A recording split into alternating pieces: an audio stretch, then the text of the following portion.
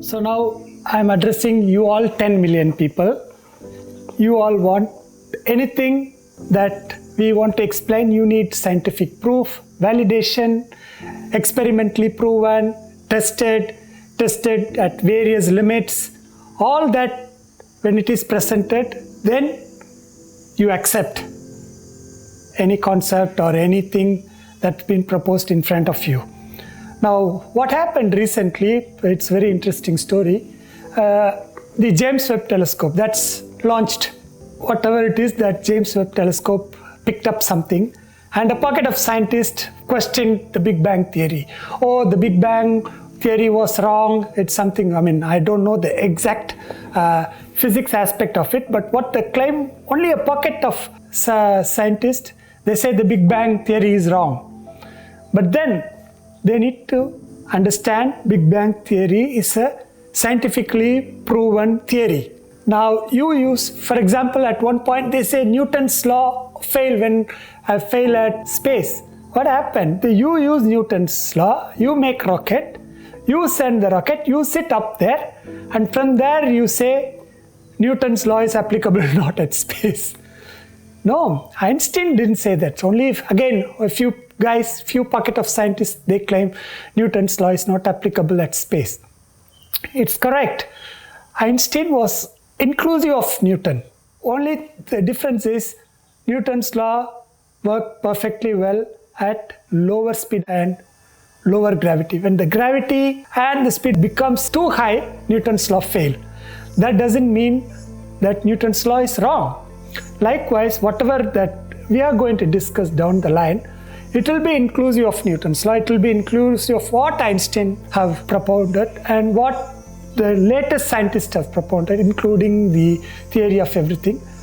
Include that and propose something so that the scientific community understands what we are going to discuss is extremely validated. So we are talking about validation. So all these scientific data that you observe, most of the validation is done by either direct perception or inference from the data that you get. So these two, perception and inference, are these two methods that you validate most of the data. For example, there are certain things that human eyes can see up to certain wavelength. Again, up to certain frequency, human ear can hear. But you use external instruments to measure sound waves beyond the human frequency. You use different telescopes, X-ray telescope, all these red shift on wavelengths. You use different equipment and then measure different light. For example, how do you say? You say the distant star and there are 5 planets in the Goldilocks zone. What do you say? There is a slight dim in the intensity of light, and then you make some calculations. All the data you collect, it's not that you are sitting next to the planet, next to the sun, and then checking if there is a planet or not. You are collecting data, and those data you are making into a process, and then you infer and then validate. Listen to me carefully. There is something very important. You are validating. Something in you is validating. What is that in you that validates this data and gives you the conviction that this is perfect? Also, earlier we talked about the superposition, the wave function collapse, the Schrödinger cat experiment, the electron gun, the double slit experiment. There they clearly talk about the observer's validation. When the observer recognizes or measures, then it's validated. Given more importance to the observer is that particular point, the superposition point, where the observer makes a measurement. Is that happening only in the superposition experiment? It's happening every time. Every time you conclude with the inferences, every time you process the data, after you infer, you come to a conclusion. That is the observer, that is that individual. When he is convinced, when he thinks it's validated, then he accepts. I said, listen carefully. What I meant is, all the observations are validated in your personality. There is something called intellect.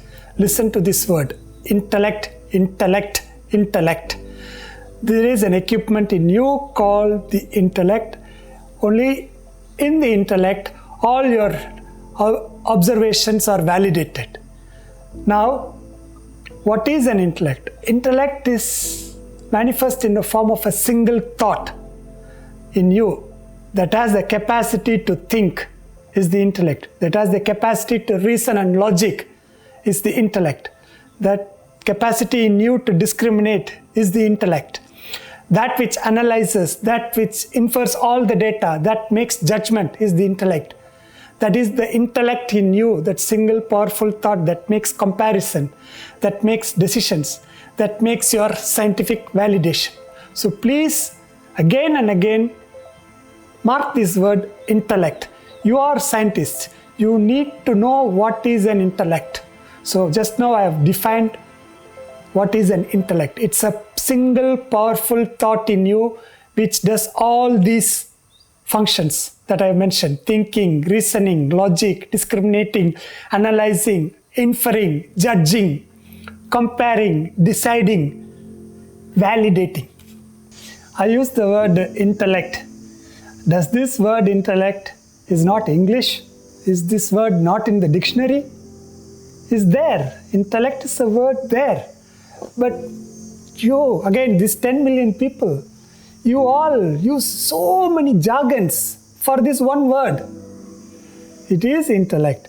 But what are the words that you use?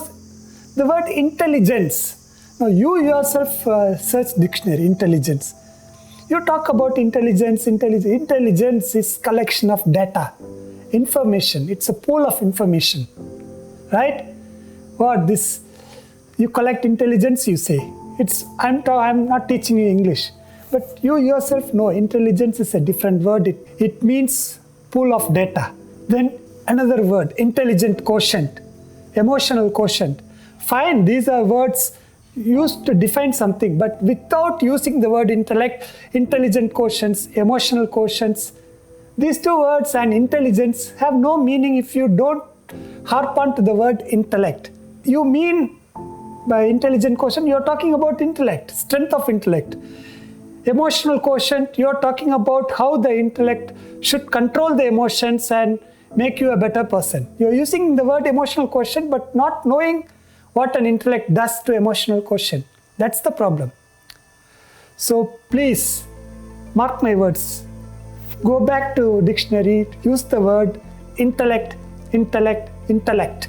Again, another set of people use some other words. I'm going to talk about those words. They use the word strong mind, thinking mind, smart mind. They mean intellect. There is one word, intellect. They confuse mind with intellect. First, you need to understand what a mind is. Mind, as I said, intellect is a single powerful thought. When you talk about mind, mind is a stream of flow of thought. It houses all the desires. All your desires are in the form of flow of thought. All your emotions, all the positive emotions and negative emotions, love, hatred, anger, jealousy, they doesn't come in single thought. They come as a flow of controllable thought or uncontrollable thought, but it comes as a flow of thought. That is the mind. Intellect is a single powerful thought. Mind is a pool of thought. It houses your desires. It houses all your emotions, feelings, all put together in a form of pool of thought is the mind. Now, when you use strong mind, thinking mind, mind cannot think, for heaven's sake. The intellect thinks. Mind cannot think. So when you use the word thinking mind, you don't know what you're talking about. Smart mind. Fine, you're talking about a smart kid who is having a strong intellect. A smart person, a strong person. You use the word strong intellect, fine. Intellect that thinks, fine. Don't say thinking mind. Smart person, fine. But don't say smart mind. But these are commonly used words. Extremely frequently used words for this one word intellect. And intellect is not another language. It's English. It doesn't stop there. More and more jargons, more and more words for that one word intellect. Rational mind. Wise mind, again, is an intellect. Strong intellect, you say is a rational mind. Wise mind. Then intelligent brains, unnecessary they bring brain into it. Okay, we are going to talk about the function of brain at a later stage. So I said you yourself know, it is self-evident for you. Intellect is a thought and brain is a fleshy organ. What is the relationship we are going to discuss later. But you, without thinking, you use the word intelligent brain. Then another fantastic word, super intelligent. Super intelligence. Talk about extraordinary intellect, a genius. You are talking about, you call him super intelligent. Again, incidentally, I'll define who a genius is. A genius is a person who has a strong intelligence and who has a strong intellect. When I say strong intelligence, he is very well learned. His data collection is strong. In other words, his access to different data is strong, is one side. With the great intelligence and a strong intellect, that when both are combined, he becomes a genius. I'm not fed up, but it's you guys for one word. Use some more words. Emotional intelligence. This word, now this is the latest. Emotional intelligence. You will see lot of write-ups about emotional intelligence. Again, they are talking about how to control your emotions, how to make use of your emotions. Using what? Use your intellect. Without the application of the intellect, the emotions cannot be controlled. So, without knowing the word intellect, without using the word intellect, they talk about emotional intelligence. Okay, Einstein brain. They're talking about a person with a strong intellect or a genius. They refer to as Einstein's brain. That's fine, I can take it. But again, when I take it when they know there is a word called intellect and then they use he's got an Einstein's brain, is okay. It's an epithet, I can understand. But without knowing the word intellect and then you say he has got an Einstein's brain, he might have got Einstein's brain, but the person who declared doesn't have any brain. I had been talking about intellect all along for the past few minutes, I think. And many of you know the word intellect in the past, but it would just pass by. Still, your conditioning is so much that you would continue to use the word strong mind, thinking mind, rational mind, smart mind. You won't give up that mind. It's as absurd as in this picture that you are seeing. You have two eyes to see, you say I have the eyes to see, but you complicate the function of the eyes and declaring I have camera in my body and I see with the camera in my body.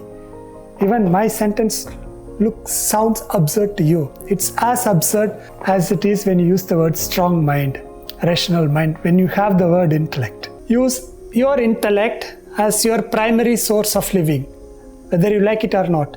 The rest of the humanity also use the intellect, but they use the intellect as their secondary tool for their living. But you are all thinking people and you all use their intellect, and this is the intellect that gets you the bread and butter every day and jam as well.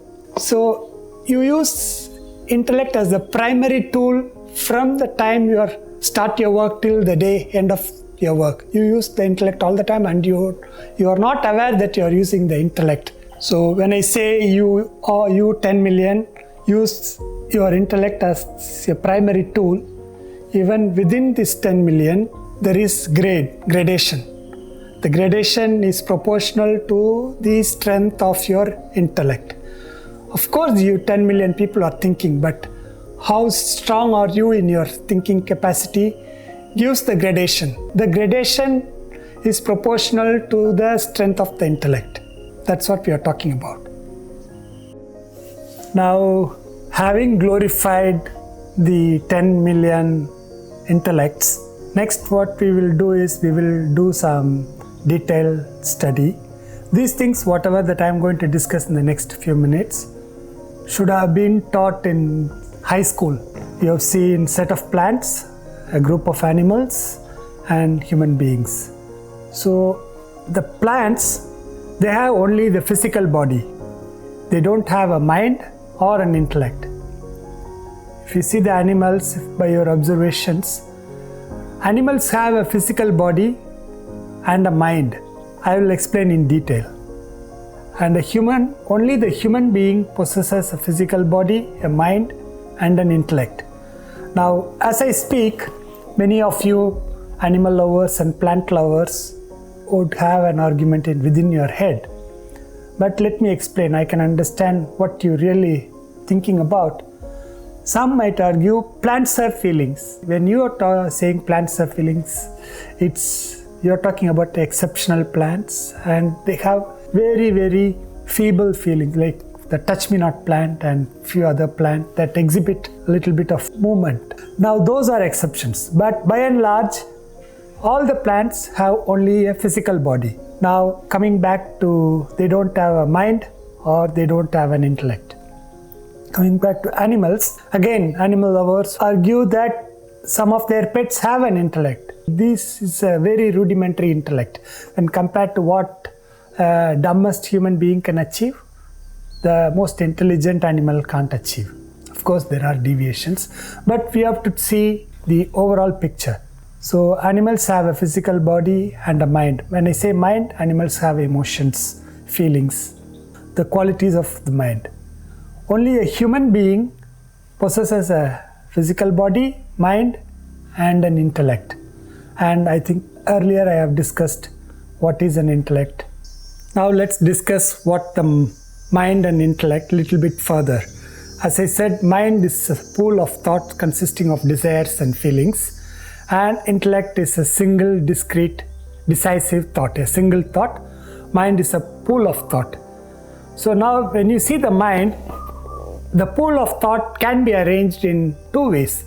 I think whoever did fluid mechanics, they would know a laminar flow and a turbulent flow. Likewise, composed person would have a desire, but the thought flow would be laminar in nature. Laminar in the sense, a steady stream of thought flow towards one object. You can see in the picture, there is a laminar flow, a steady stream of thought towards an object. And the same set of desires with few more, the thoughts can be in a turbulent in nature, where the individual's mind is cluttered with different thoughts, different desires, intermixed, and the thought flow jumps up and down. That's what I said by turbulence. Thought can be turbulent in nature and laminar in nature, but both are emanating from the mind. As far as intellect, I have told it's a single thought, decisive thought. Apart from the mind and intellect, if you see in the picture, I have mentioned about ego and memory. Ego and memory is also part of your mind.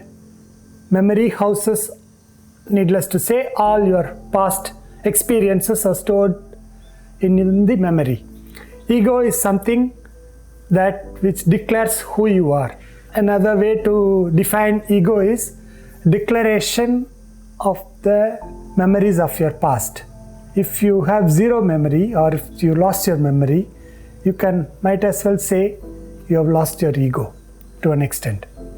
Now, these four constitutes, I am going to introduce a new word. You can listen, you can make a note of it. The mind, intellect, ego, memory. All these four put together, we call it a subtle body. Now if you see the picture, there is one live person is there. You are seeing an intellect, mind, ego and memory. These are not ghosts. These are the personality within you, but they are higher in nature. In other words, there is a physical body and the intellect is in the top. The intellect controls the mind and the mind directs the body to act. That's the hierarchy that we are talking about. So that's why you see the personality behind in a ghost form, but it's not a ghost. It's the superior nature of your inner personality that's pictorically depicted.